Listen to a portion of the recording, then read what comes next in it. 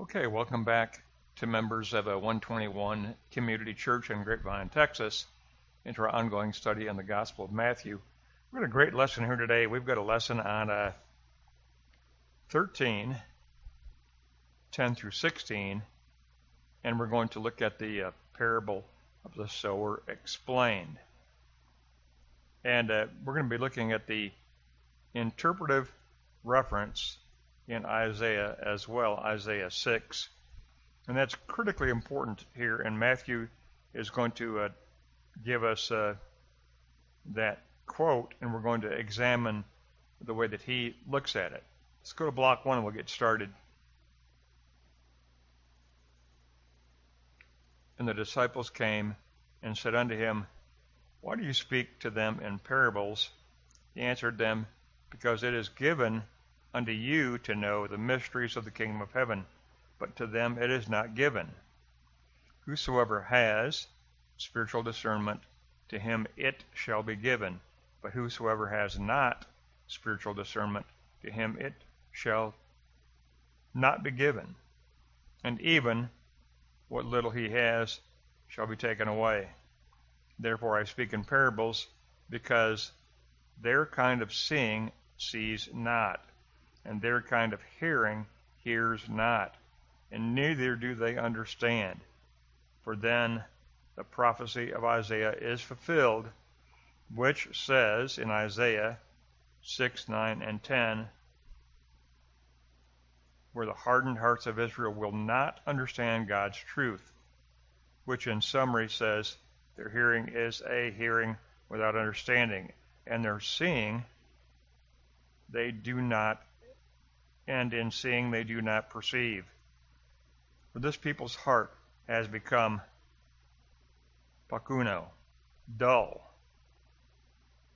Their ears are dull in hearing, their eyes are closed, and therefore they cannot understand, cannot be converted, and I cannot heal them. But your eyes are blessed, and your ears can hear. All right, so I love this because number one, Matthew is the gospel from a Jewish perspective. And what are we supposed to learn? We were supposed to learn what Hebrew scriptures are being used as the interpretive lens for what's going on here. And we get that reference. We're told it's in Isaiah. So we're going to take a look at that in block 2. Let's go to block 2. The interpretive reference is to Isaiah 6, 9, and 10. And here's the text.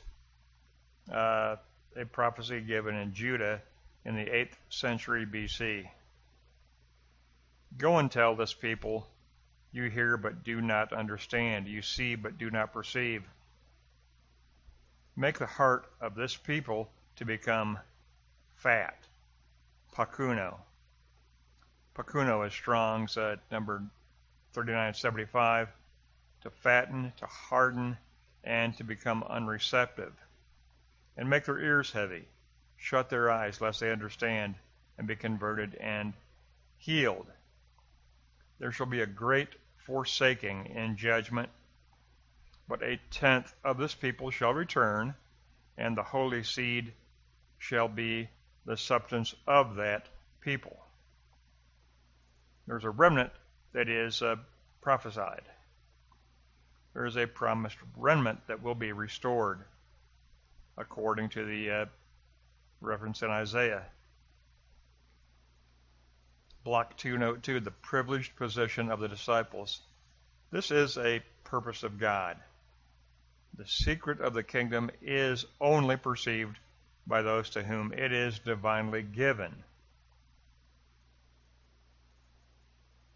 Isaiah 6, 9 through 10 clearly is important to Matthew, and parables bring about divinely appointed separation.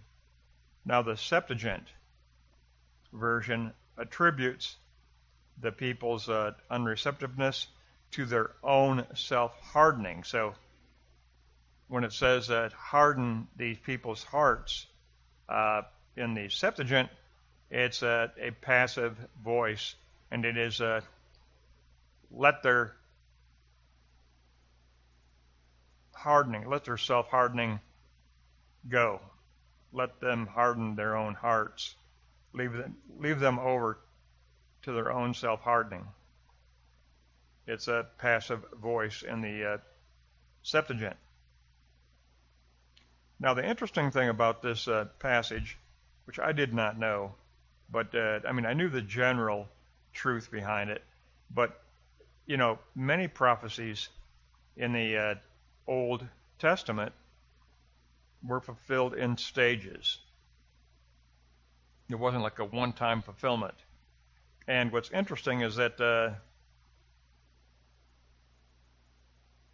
Isaiah 6, 9, and 10,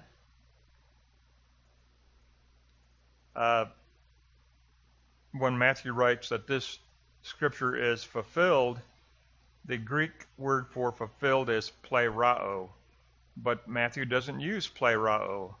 Matthew uses ana plerao.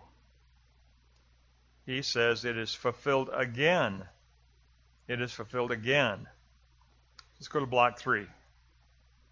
Matthew tells us that Isaiah 6, 9, and 10 has been fulfilled again by using the concept ana plerao, and it's only used here in the entire New Testament, only in this passage by Matthew. It has no other appearance in the New Testament at all. There have been 3 fulfillments of Isaiah 6, 9, and 10. There was the Assyrian military campaigns against the divided kingdoms of Israel in the north and Judah in the south. That was in 931 BC, after the death of Solomon. Then the huge one, the Babylonian destruction of the first temple in 586 BC and the Babylonian exile. That one is always remembered by the Hebrew people. The Jewish nation always remembers this Babylonian destruction of the temple, 586 BC. But then Matthew says now it reaches a third fulfillment in the Roman occupation of Israel and the hardening of the heart of Israel against the message of Jesus as the Christ. And therefore, the radical turn toward Gentile ministry begins. And this is, of course, the 1st century AD.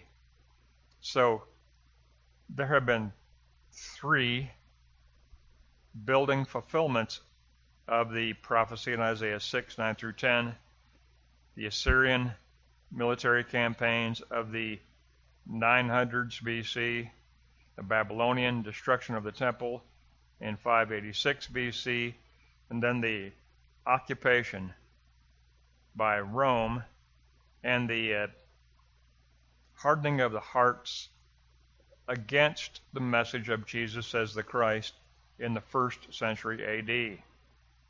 That was new to me, but of course I knew that principle held true, but these are the 3 fulfillments of Isaiah 6, 9 through 10.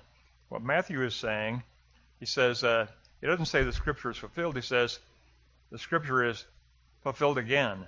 He uses ana plerao. The scripture has been fulfilled again in this opposition to the message of Christ, and it's because of what Isaiah prophesied, that hearts become dull. There's no sensitivity toward the Spirit and truth. There's no spiritual discernment. Hearts are desensitized, as was prophesied in Isaiah 6. And so Matthew writes, this prophecy is fulfilled again.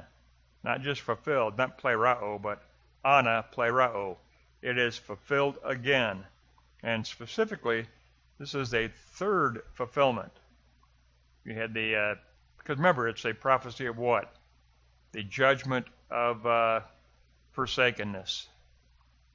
That's why when we look at the cross today, what is it that Jesus delivered us from? Forsakenness. He suffered, my God, why have you forsaken me? He suffered forsakenness for all creation, for all those who would be eventually in him on the cross. He suffered the judgment of forsakenness. And these are what Isaiah prophesied, is that these were going to be events of forsakenness and a judgment. It came through the Assyrian campaigns first in the 900s BC, and then one that is always remembered, the Babylonian destruction of Jerusalem and the destruction of the temple in 586 BC and the Babylonian exile. But then Matthew says, right now in the first century, with the ministry of Jesus, we are finding a third fulfillment of the prophecy of Isaiah 6, 9, and 10. This is a third prophecy of a Roman occupation and the hardening of the hearts of the people against the teaching of Jesus as the true Messiah. It's really critically important. We have to keep this in mind. But just as a recap, go to Block 2, Note 1, and we'll take a look at the actual scripture again. The interpretive references to Isaiah 6, 9, and 10, a prophecy given roughly in the 8th century BC. Go tell this people, you hear, but you do not understand, and you see, but you do not perceive. Make the heart of this people to become fat, or pakuno, dull and insensitive. To fatten, to harden, and to become unreceptive. Make their ears heavy, shut their eyes, lest they understand and be converted and healed. There shall be a great forsaking and judgment. But, now here's the prophecy of a remnant that shall be saved.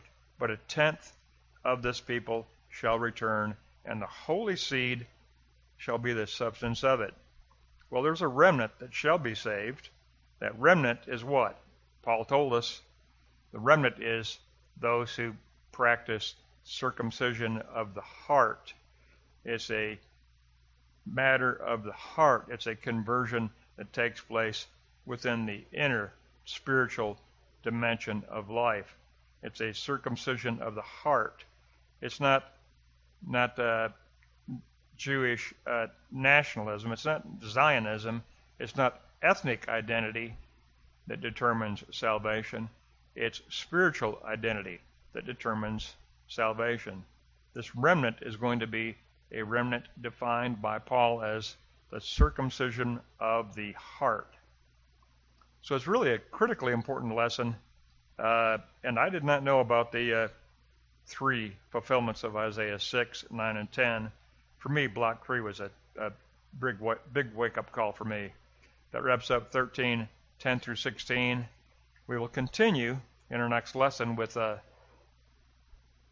18 through 23. So next time, verses 18 through 23. Thank you, my friends.